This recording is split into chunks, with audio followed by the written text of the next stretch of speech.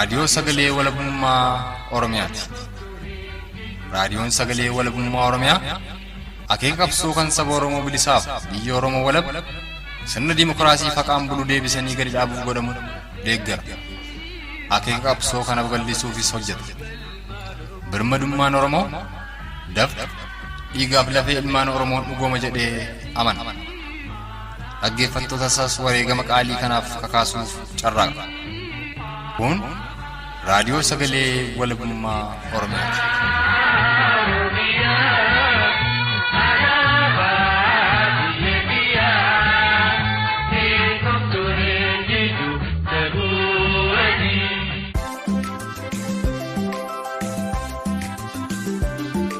Sagantaan tamsaasa kallattii raadiyoo Sagalee Walabummaa Oromiyaa jilbata caamsaa bultii 30 bara 2021 ya eegale babaarotti tolee hordoftootaaf dhaggeeffattoota keenya jaalatamoo ashamaa kana gaasan fuudhana xiiqii dhugaasaati. Muummeffannaan kurfii keenya guyyaa har'aan kana ammoo hamtuuf ammeenya loltoota poolisoota milishotaaf tikoota mootummaa kuneeffataa impaayera Itiyoophiyaatiin hawaasa Oromoo Konyaalee Kibba-Baha Oromiyaa keessa jiraatan irratti geggeeffamaa jiru akkaan hammaachuu dhageenye. Sanas odeeffatuuf gara godina Arsii Lixaatti bilbiluun odeessa guutuu Oromticha tokko irraa argannee fi duula duguuginsa sanyii fi babal'ifannaa daangaadha.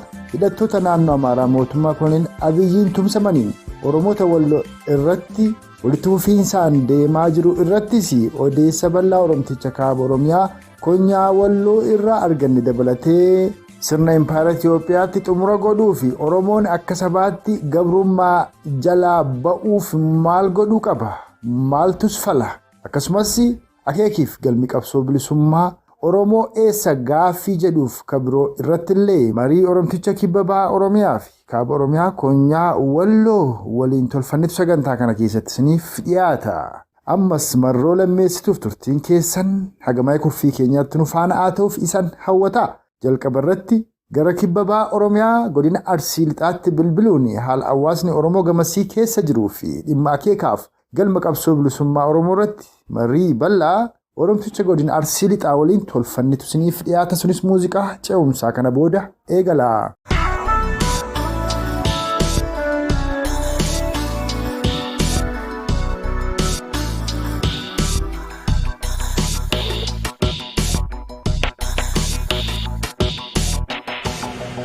Dhiyeenya kana haalli Oromoonni Konyaalee Kibba-Baha Oromiyaa godina Arsii Lixaa fi Ba'aa akkasumas Baalee keessa jiran akkaan hamaa ta'uudha. Manni Oromootaa gubachaa jira. Oromoonni jumlaan hidhamaa jiru.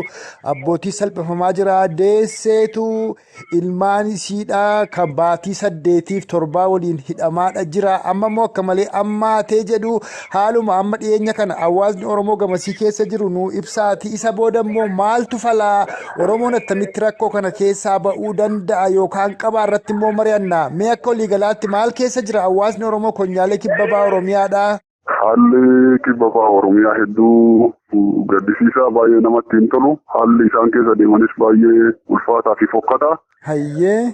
Kanneen keessaa manguddoon, haati daa'imaa, dubartiin namni ka guddaallee kabajan qabu, xiqqaaf guddaallee walqixaa ka guddaallee guddina isaan qabu, xiqqaanillee xiqqeennan qabu waluma qixxeessanii akka namaatti ilaalutti hin jiranii. Waan biyyi keenya keessa jirtu yeroo tana keessa waan biyyi keenya tahaa jiru bineensi taheellee ta'ullee jedhamee tilmaamuma. Hayyee. Fakkeenya yoo fudhattanii haadha daa'ima biyya 8 Aliimaa Gudolchaa ka jedhamtu hidhaa keessa turtee dhiyeenya kana mirga obiitiin gadi lakkisanii ammumallee hin dhiifne barbaadamutti jirti daa'ima biyya 8 waliin. Tole. Haalli kun ammoo baay'ee jabaata ittuma fufaa deemaara. Kan ammoo yoo akka nama tokkootti wal fakkaanee tokkummaan buqqaanee diina mana isaa cabsinee iddoo inni jirurraa balleessinee bakka deebisne malee haalli kun dammaqiinsa akka nu callisnee rafnu kanatti nuuf hin ta'u. Mee haala waliigalaa tarii maqaa namoota hidhamanii jiranii mana gubatee mana saamame yoo yaadatte gabaabsii nu ibsiiti malli yookaan falli maalitti deemna? Tokkoffaa manni akka ganda huntee aloolaatti saamame mana Xaayir Haajibuutti aliiti. Meeshaanis fudhatamee manni isaa saamamee hidhamee haati manaa daa'ima waggaa tokko wajjin mana hidhaa keessa turte. Tole. Ammallee ulfa gaafa ji'a 6 wajjin turtee ji'a 7 wajjin duftee daa'ima tumanii garatti miidhamee daa'imni miidhamee hospitaala deettee daa'imni garatti du'ee garaa fuudhanii. Haati kun eenyu jedhamti? Eessa magaalaa yookaan ganda kam ona kam kun? Ona abbaan ganda huntee aloolaati. Tole. haadha warraatti irbuunti aliti gannoo irbuuti. Mucaan ka waggaa tokko ka ta'u hin sarmuu taayoo buunti waliin hidhaa turte. Tole. Ulfa ji'a torbaa wajjin mana hidhaatti dararamaa turte haala tumaa isaan gaafsantumaniin daa'imni gara du'ee hospitaalatti dhiyeenya kana garaa fuudhanii isinisuu hinduutiif hin jiraattiif gidduu jirti agadhaallee yaalamaa irra jirti. Hospitaala hin bahin jiru amma saanummaanuu. Hospitaala kalee deengadda kana yoo baate odeeffannoo hin qabu akka odeeffannoo qabutti dura hin baane. Amma agam tokko ta'a erga sayin akkasitti reebamanii tumamanii daa'imni illee garaatti du'ee daa'ima du'aa kan garaatti baasan yoom torbe tokko lamanii caalaa? Tilmaamaan naannoo Ramadaana keessa sooma uummata musliimaa keessa ka daa'imni garaa dhaaba'e jechuudha. Tole. Haadha murtee yaalamaa jirti isiin akka jirti ammallee kun mana hidhaa lakkaa'uftee ebaluutu hidhame jechuuf lakkoofsi isaan beekamu guyyaa guyyaan namni hidhamaaraa tumamaaraa garafamaa namoota saamamaaraa kanatu wayyaa qaba kanatu wayyaa hin qabne jettee waan himtuu hin qabdu. Kun galgala saamamaa jira namni birrii takka qabu galaan jiru silkiin ciisisi afaan jiru haalli Kibba-Baha Oromiyaa aanaa daabbaa keessa jiru hedduu nama gaddisiisa hedduu wallaahi. Akkuma waliigalaatti rakkoo hamaa jaarraa tokko oliif Oromoo fi Oromiyaa irra ture kanatti furmaata gochuuf maaltu falaatti deemna? Oromoo lafa isaarraa buqqisaniitu gamoo irratti ijaarratanii gamoo jala naanna'eetu gasoodhaan qotiyyoodhaan jala naanna'ee qotee waa dhaabbata. Kan lafa isaarra gamoon dhaabbatu Oromoo haadha abbaa biratti daa'ima ilmasii ajjeesanii reeffarra ciibsanii reeffa harkisiif dirqisiisaa jiru. Kun bakka Oromoon jirutti. Kana hundumaa ofirraa hambisuuf sila. Oromoon maal godhuu qaba? Inni lafti isaarraa fudhatamee gamoon irratti ijaaramee gamoo jala naanna'ee gasoodhaan boqqolloo dhaabbatu silaa maal ta'uu malee? Hawaasni ilmi isaanii biratti ajjeefamaa jiru maal ta'uu malee? Yoo maal ta'e galmi qabsoo bilisummaa Oromoo as dhiyaata. Yoo maal ta'e gabrummaaf koloniin kun Oromoo irraa buqqa'uu danda'a jedhu irratti mee yaada ijaaraaf bal'aa nuu qoodi. Amma kana inni barbaadamu tokkoffaa tokkummaa nu barbaachisa. Asirratti ammoo diinuma hiree namaan laatu kan uummanni Oromoo beekee uf beekuu qabaata. Hayyuu hidhanii kaan buruqsanii kaan butuchanii kaan harkaa falma muraan nutti deebi'aa jira jaarraan kagaraa. Yeroo wayyaanee keessa duutii ilma Oromoo dhageettii qaba ture hadda ka dhageettiin qabu uummanni Oromoo kana beekuu qabaata. Kana beekee woboo jalatti hiriiree murna afaan qawweetiin nu bulchu kana afaan qawweetiin adabee ofirraa deebisee uummanni Oromoo biyya Oromoo irraa ani abbaadha jedhee buluu qaba. Daangaan Oromummaan sararamee daangaan Oromoo kana jedhee beekamee Oromoon akka Oromummaa waan Oromummaa irraa argatu waan mirga akka namaatti qabuu fi mirga uumamaan isaa kenname Oromiyaa irratti argamu kan guutuu isaa argachuu qaba. Kan argachuuf ammoo tokkummaan nu barbaachisa. Hayyee.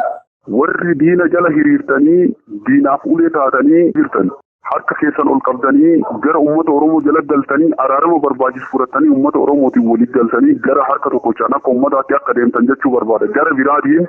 Mee waan diina jala galee kanarra osoo hin dabarre inumaa kan gufuu qabsoo bilisummaa Oromoo ta'e gufuu qabsaa'otaa ta'e Oromoo socho'ee jabaa Oromoo dabarsee ka kennaa jiru kan ajjeesisaa jiru qofa osoo hin ta'in katti dhukaasee ajjeesaa jiru silaa namuma maqaa Oromoo himatuudha namuma Oromoo keessa dhalatee guddateedha isa gorfamee deebuu danda'e kana Oromoo bifa biraan gorsuu hin danda'u aga inni manatti seenee ilma jalatti ajjeesutti silaa eeguu malee jaarummaan warra kanaaf aga yoomii barbaachisame ati kanarratti maal jetta? Anamma dhimma kanarra waan kaabinootaa fi kaadiraa isaaniitti dhaamuu barbaadu. Uummanni Oromoo qaata obsa isiniif obsa fixateera. Amma booda onnee isiniif ittiin dhaadamuu fi onnee isinitti of deebisuuf garaa isinii laaffatuun qabu obsi keenya irra dabaree xumuramaa jira. Kanaaf saffistanii warri baraaree qabdan uummata Oromoo akka deebisanii. Uummanni kun ammoo saffisaan isaan duukan galtanii isaan boru ganama deemanii iddoo itti baqatan qabanii bakka qabanii isin bakka qabdanii iddoon dhayxanii hin jiru. Waan nu taa'aa jirru kana bineensi ta'an jiru kana laaltanii dhimma kanarraa bartanii waan kalee dabare uummanni kalee taa'antiif baankii qabe jedhanuu hin taree tuni xiqqoodha hin tartii uummata akka nu harkan jiranii uf lamaanii wal nyaataa irra malee namni biraa nu keessan jiru diinni baqatee iddoo qabateera kana beeytanii diina iddoo qabate wajjin olii gadi hin deemina koottaa gara uummata Oromoo jechuun barbaadan kanarratti gara biraatiin ammoo uummata Oromootiif woboo bira dhaabbadha woboo kunuunsaa. Waan qabdanii bira dhaabadhaa qabeenya galata maleetti uummanni kun saamaa jira osoo isin hin saamamin ofii keessanii gumaacha barbaachisu godhaa bahaa hojjannuu iyya dabarsaa woboo qarqaaraa bira dhaabadhaa qeerroon ammoo gara wobootti deemaa gara baaraa gara maalii gara jireenya jettanii olii gadi hin tattaafatinaa jireenyi kanarra hin jiru gara bosonaa deemaa woboo qarqaaraa woboo waliin jiraadhaa walumaan kaanee woboo haa jabeessinuu woboo biraa dhaabannu biyya keenya dhiigaan haa sararruu. Egaa akkuma waliinuu quba qabnu keessumaa ati Oromiyaa keessa jirta warraaqsa qeerroof qarreen bilisummaa Oromoo bara 2014-15 aga 18 gaggeessite san keessatti sanuma waliin aarsaa baafte ammoo qabsoon sun galma hin geenye ni gufate ka gufachiise illee nyaapa qofa osoo hin taane dogoggorumaaf irraa gora Oromooti. Saniif sun deebi'ee akka hin dhufnee fi kata amma agasiitti qabsoofnaa jettu kun maal argamsiisuuf qabsaa Oromoon galmi qabsoo bilisummaa Oromoo eessa? Impaayera afaan qawween ijaaramte dimokiraatessuu moo biyya Oromiyaa walaboomsuudha? Oromoon isa kamitti muratee deemuu qaba? Mee kana adda baasiitii nuu ibsi. Uummanni Oromoo kana keessatti hin sobamnu hin sobaminaa. Sobamni kakaleeyyuu nuuf hin dabarre ishii bira hin tartu. Har'a ammoo lama hin sobamnu jilba lama gubate sadaffaan naafaa gubannee jirra gubannee ammoo bira hin tarru. Amma immoo katuraa sanirraa barree sirreeffachuu qabna. Diinni diinuma kana laaltanii waliin hin deemina. Koota impaayera afaan qawweetiin nu gorroofatee irra bulkan afaan qawweetiin jilbiinfachiifnee biyya keenyarraa baafna. Biyya keenyarraa gufuuf dhagaa ta'e uummata akka lafaatti lafa keessaa biqilee waa'ee akka dhala namaa hin beekne hin jiraadhaa qoqaaf deemtan kana duuka hin deemina. Koota asirraa akka kalee wayyaanee sanillee bakka fuutee hin geessitu hin qabdu. Isin fayyadamtee isin bira taraa jirti. Irraa baradhaa kootaati deebi'aa waan nu barbaachisu namni gorfamuuf baraarii qabdan kootaati uummanni Oromoo isiniif bakka qaba. Har'allee kootaa bakkuma jirtan kana dhaabbadhaa jedhaan gara biraatiin milishaa fi humni waraana keessa jirtu ilma Oromoo kan taate. Kan hadda uummata Oromootti tokkostee ajjeesaa jirtu diinni iddoo qabattee baddee jirti diinni jirtu nu lamaan wal fichisiisaa jirtanii hadaraa rabbii hadaraa Oromummaa hadaraa dhiiga tokkorraa baane ilma Oromootiin tokkosinaa hin ajjeesinaa ilma Oromoo irraa deebi'aa gara wobootti haa gallu walaa qarqaarru gara tokkocha haa deebinu gara tokkocha gaafa deebine waan kana hin sirreessinaa waan kana ofirraa qophifnaa uummanni kun kufeera ofii bakka qabateera nu qofa wal nyaachisaa jira nu qofa wal fichisiisee deemaadha malee isiniif bu'aa buusaa hin jiru. Jireenya keessan bukkisaa jira mindaan isin argatan waajjirooti kuufattanii jiraataan jirtan isiyyuu isinirraa saamaa jiranii bakka geessitan hin jirtu hadda saamtee ammoo bakki itti nyaatullee hin jiru warri kalee saameyyuu waliin rakkatee koottu gara uummata Oromoo waamichi qooqan. Hayyee. Uummata Oromoo biyya gara garaa keessa jiranirraa kan hin dhaammachuu barbaadu. Fooqin ati ijaaruuf karoorfattee qabeenyaan biyya keessaatti kuusaa jirtu iddoon ati itti ijaarrattu hin jiru. Iddoo ati itti ijaarrachuuf karoorte saamanii fidanii jiranii waan iddoon ijaarrattu isaa yeroo bal'aa qabda hin ijaarrattaa. Oromoo bosona jiran bira haa dhaabbannu bishaan haa kunuunsinu iddoo leenjii haa bal'isnu iddoo leenjii bal'isnee qeerroo keenya haa kunuunsinu ati barataallee kan taate waan kanaaf gurra kenni ati hojjetaallee kan taate waan kanaaf gurra kenni dooktorri ala jirullee uummata keenya kan miidhame wal'aanuuf haa yaallu inni hospitaala keessa jirullee waa'ee kana haa laallu barsiisaan barsiisullee kitaaba seenaa barsiisii waa'ee kana ittiin Oromoo ta'uu isaanii akka hin raafane Oromummaa isaanii akka hin daganne jechuun barbaadu irra guddaan an dhaamatu. Uummata Oromoo kan taate guutuun iyyuu Oromoo bira naa dhaabaddaa hadaraa rabbii isinitti haa ta'u yeroo nyaatanirraa waan ganama nyaaturraa naaf qoodii waan guyyaa nyaaturraa qoodii Oromoo bira naa dhaabaddu jechuun barbaada galatoomaan.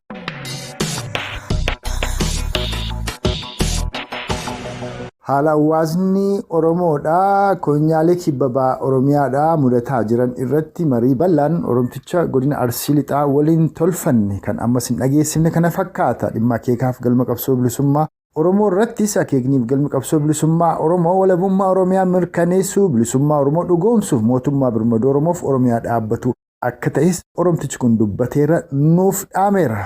Odeeffannoo wayitaawwaaf qabatamaa immoo argatuu fi karaa fuula feesbuukii keenya indipendent Oromiyaadhaa like follow share gochuun hordofaa hiriyoota keessaniinis ga'a karaa fuula marsariitii keenya independentoromiyaa.org sagantaalee keenya argatuu dandeessu dabalataan fuula YouTube keenya independent Oromiyaadhaa subscribe gochuun oggayyuu sagantaalee keenya argadhaa isaniin jenna kanatti aansuudhaan ammoo gara kaaba Oromiyaa Konyaa Wallootti bilbiluun haala hawaasni Oromoo Konyaa Walloo mudataa jiranii fi dhimma ijaarsa hawaasa Walloo irratti akkasumas dhimma akeekaaf galma qabsoo bilisummaa Oromoo irratti yaada Oromticha kaaba Oromiyaa Konyaa Walloo irraa argannetu isiniif dhiyaata. Sunis muuziqaa ce'umsaa kana booda eegala ammas turtiin keessan agamaa'ee kurfii keenyaatti nu faana haa ta'u.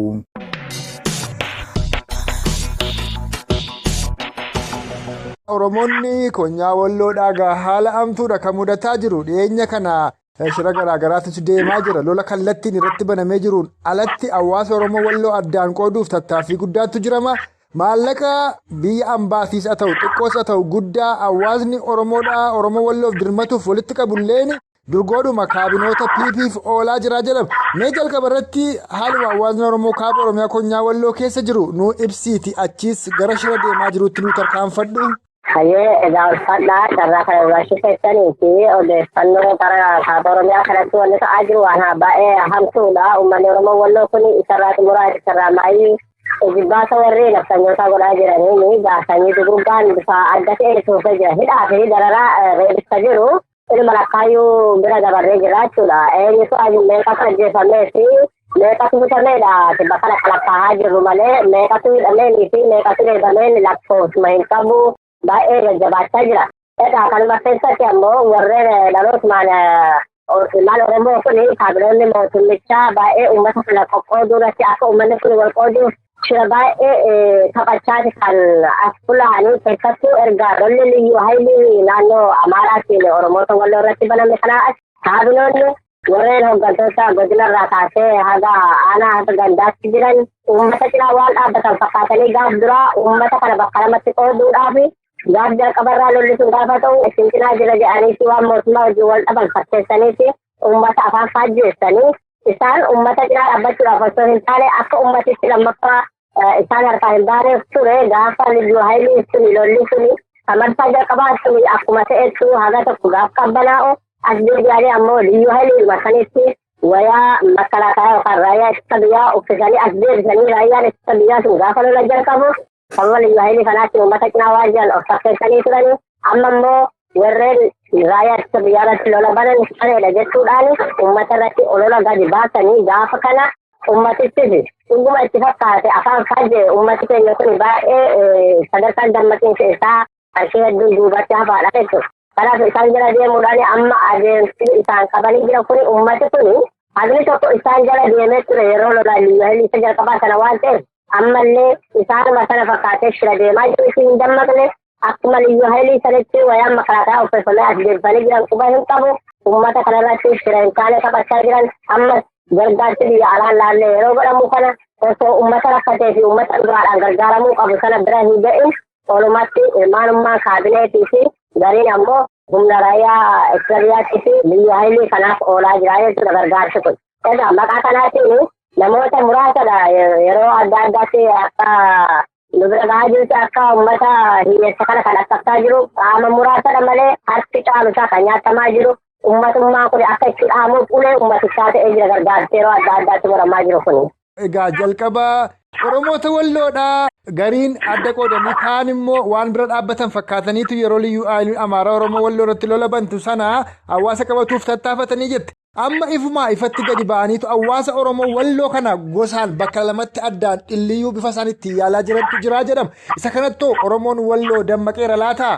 Alaa uummata Oromoo Walloo kana bakka lamatti qooduudhaaf tattaaffiin isaan godhaa jiran keessattuu amma kibba kana karaa aanaa baasee bakka jedhamu irraa kaabinoonni shirri isaan taphachaa jiran baay'ee guddaadha. Innis Oromoota Walloo kana warreen afaan Amaaraa dubbatanii fi warreen afaan Oromoo dubbatan Oromoon Walloo fi Oromoon raayyaan wal hammatee bara dheeraa kan wajjin jiraatedha. Aanaa baasee irratti wanni dhiyeenya kana godhamaa jiru warreen addatti warra baabboorraa buqqa'anii magaalaa baasee keessa jiraatan abbootii qabeenyaa gurguddaatu jira. Isaan sanirratti kaabinoonni addatti bulchaan aanaa baaseetii fi Abduu Diris jedhamu bulchiinsa magaalaatii fi qaamni callisaa seedadan jedhamu addatti jechuudha uummata kana walitti kaasuudhaaf warreen warra baabboorraa dhufanii bakka kana qubatan kana buqqaasuudhaaf uummata isin himatee lafa uummataarra jirtanii jedhaniiti isaan luqqisuutti jiran jechuudha uummata bira godhaniis immoo kunooti warra Amaaraatti lafa keessan irra jiraa jedha hawaasichi ammoo kan dammaqee jiraa jara qabaa hin jiru garuu ammoo yaaliin isaan godhaa jiraniif shaakalli isaan godhaa jiran har'allee jibbaata sarraa xumuraa hin dhaabbanne jechuudha.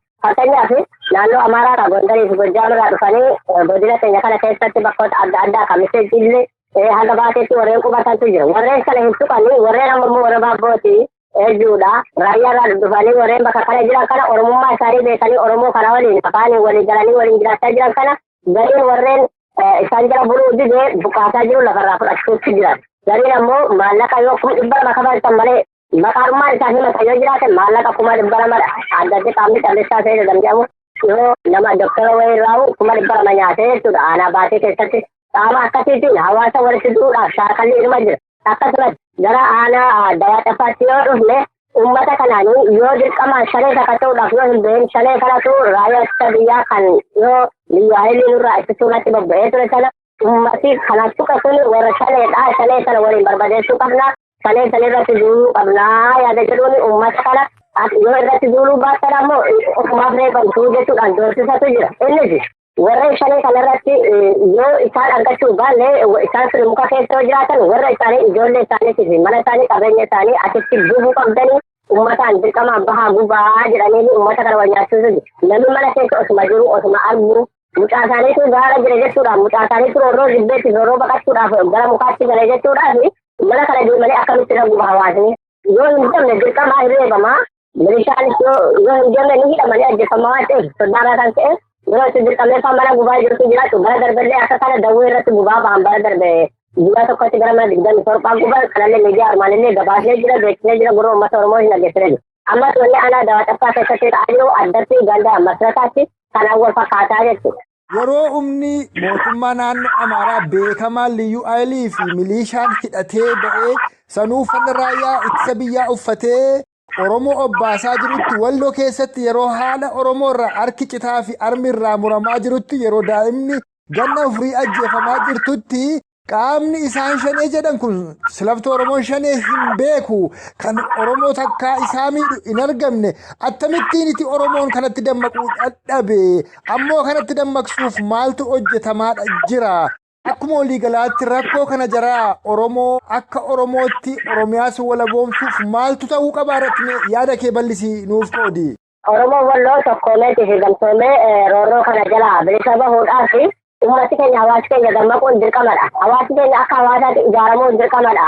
Sagaasanis immoo Oromoo Walloo kun yeroo baay'ee jaarraa shaniif lolarra ture uummata ollaa kana waliin jaarraa shaniif akkuma seenaan dubbatu lola hamtuu baroota garagaraatti dabarsaa ba'e. Bara kana qaamni isaa shalee tajaajila isaa komatan kuni uummanni Oromoo Walloo kun shalee arguu fi jireenya isaatiif maqaa Oromoo dubbatee jiraachuu dadhabee raayyaa fi hedduu wal qaboo agadda akka kombolchaatti kunooti afaan jijjiirateeti kan jiru shalee bakkatti arguu fi yerootti argu hin qabu. Shalee qaamni isaan jedhan kun yoo jiraate uummanni Oromoo Walloo jalqabarraa kaasee dhalootumaan aadaa abboonni keenya nu dhaasisan hidhannoodhaan socho'a. Ammallee ragaa kan ta'uu fi gaafa biyya ambaatti gadaales olii keessaa fi gabuutti keessa irra caalaa kan jiraatan uummanni keenya achittillee kan beekaman hidhannoodhaan cuubee isaanii hidhatanii deeman. Warri biyya keessaa ammoo shalee kan jedhamuu danda'anii fi durirraa abboota keenya jalaa kan argatan hidhannoo bileetii fi cuubee hidhannu sana gara baraneetti jijjiirrateetti qawwee hidhataa qawweedhaan jiraata. Diina ollaa kan jiru kana waliin wal lolaati kan jiraatu. Amma akki isaaniitti shalee jechuu danda'an uummatuma qotee bulaa kanatu ijoolleen xixiqqoo dhalootuma gaafa dhalattirraa kaasee qawwee baattee guddattee fi parseerota kanatu ofirraa faccite humna Amaaraa humna leenjii kana ijoolleen uummata ijoollee takkaa waraanummaa leenjii takkaa ka ministeerri waraanaa uffatee hin beekne kanatu waraana kana akka hin jirre gootee gaafa ofirraa deebiste kun shalee kun rukute malee uummataa miti jedhan uummata isaan akka isa isaaniitti beekanis keenyaa fi ummata Oromoo Wallootii fi Amaarri Gondar Gojjaam waliin argu maaliif yoo jette keenya baadiyyaa qaba dhalatu abboota keenyarraa kan dhaalle aadaadhaan hidhannoodhaan guddanna hidhannoodhaan jiraanna waan ta'eef shaleen hin jechuu danda'a.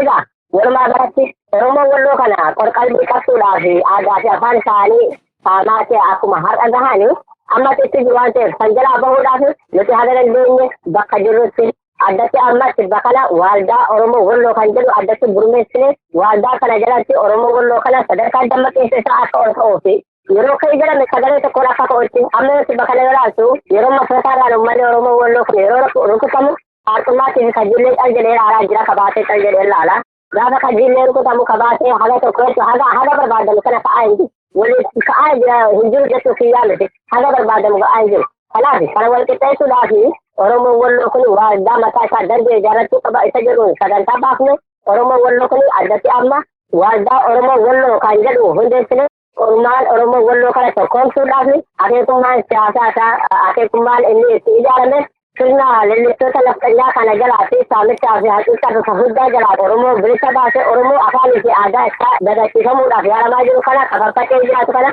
lafaa filata isaatti wajjin jettee ijaaruudhaaf waldaa Oromoo Walloo jedhu gurmeessine as baanee uummata keenya ijaaruudhaaf jirra uummata keenya cinaa dhaabbachuudhaaf addatti waggaa sadan kana keessa yeroo adda addaatti illee gabaasaa ture.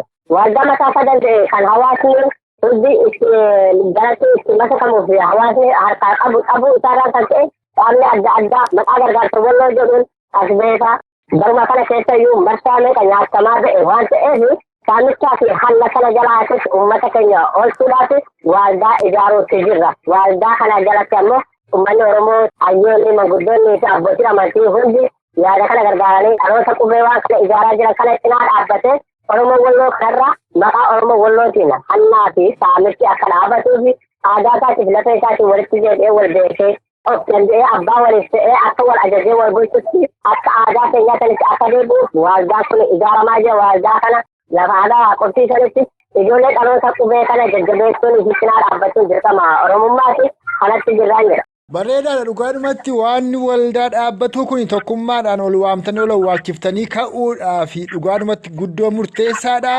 Addatti immoo saamicha maqaa Oromoo Walloon deemaa jiru kanas hambisuudhaaf shoora olaanaa qaba.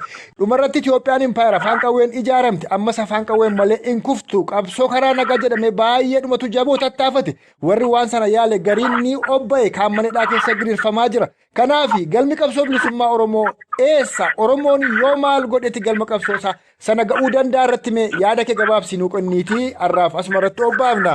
Egaa galmi qabsoo bilisummaa Oromoo bilisummaa isaa immoo ofiin of bulchuu hiree mataa ofiin murteeffachuudha. Uummanni kun amma achis naqabiisuu qabu waanuma itti wal gaafannullee miti. Kallattii kan turbaasaa kallattii waraan bilisummaa Oromooti hidhannoodhaan malee wanni qabsoo kana nagaa jiran abjuudha. Akkasuma waan yaadamuu miti. Kanaaf waraan bilisummaa Oromoo immoo addatti yeroo har'aa kanatti goleelee Oromiyaa bakka hedduu to'achaati kan jiru.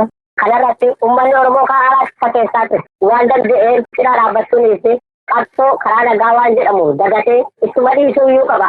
Qabsoo karaa nagaa wanni jedhamu hin jiru. Ardii Afrikaa kanarratti qabsoo karaa nagaa amma duratti hin jiru ammas hin jiru. Gaafa duraatti yoo Oromoon humna ta'ee fi gaafa Oromoon abbaa biyyaa ta'ee mirga isaa gaafa gonfatee fi gaafa of danda'e Oromoon aadaa qabsoo karaa nagaa jedhu kana Afrikaadhaaf miti addunyaadhaaf fakkeenya ta'uu ni danda'a.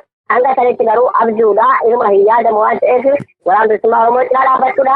Uummata warreen qabsoorra jiran dhaamsa'an isaan gorsuufi waan kana jedhuun hin qabu. Jajjabaadha ayyaanni Oromoo sifaanaa haa ta'u jechuun barbaada. Kanarraa kanas warreen uummata Oromoo kanarratti qabsoo bilisummaa Oromoo irratti bufuu ta'uudhaaf deeman kana maaloo xiyyaa kubariirra ga'ee jira. Ofumaaf jedhanii qabsoo keenyaaf jedhanii siinisi nus jedhanii siinisi. Ofumaaf jedhanii bufuu ta'uu kanarraa haa dhaabbatan. Qabsoo bilisummaa Oromootiif jedhanii siinisi. Qabsoo bilisummaa Oromoo jaalalleef jibbileef qawweedhaan galma geessi qawweedhaan galma go'uudhaaf illee jirti afaafarra jirti. Nuuf jedhanii osoo hin taane qabsaa'ota jedhanii osoo hin taane qabsoo bilisummaa Oromootiif jedhanii osoo hin taane ofii isaaniitiif osoo jedhanii dhaabbatanii of ilaalanii dhaamsa jedhuu qabu.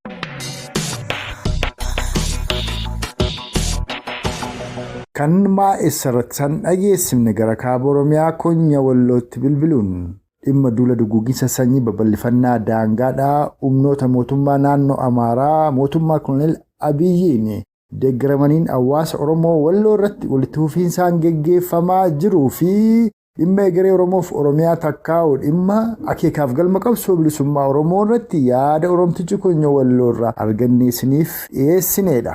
Sagantaalee keenya hoggayyuu argatuuf takkaa'uu odeeffannoo qabatamaaf wayitawaa argatuuf karaa fuula feesbuukii keenya Independent Oromiyaadhaa nu hordofaa like share comment godhaa hiriyoota keessaniifis qooda akkasumas karaa marsariitii keenya independentoromiyaa.org sagantaalee keenya argatuu dandeessu. Dabalataan fuula YouTube Independent Oromiyaa subscribe gochuudhaan hoggayyuu sagantaa keenya argadhaa isaniin jenna kan arraaf qindeeffannes armaratti obbaafneerra. Isan dhaggeeffattoonni keenya immoo turtii qaataa ilaa ammaatti nu faana qabaattaniif horaa bulaa isaniin jecha hanga sagantaa keenya yeroo taanu walitti deebinutti huumaan nama borii nu tolchinna.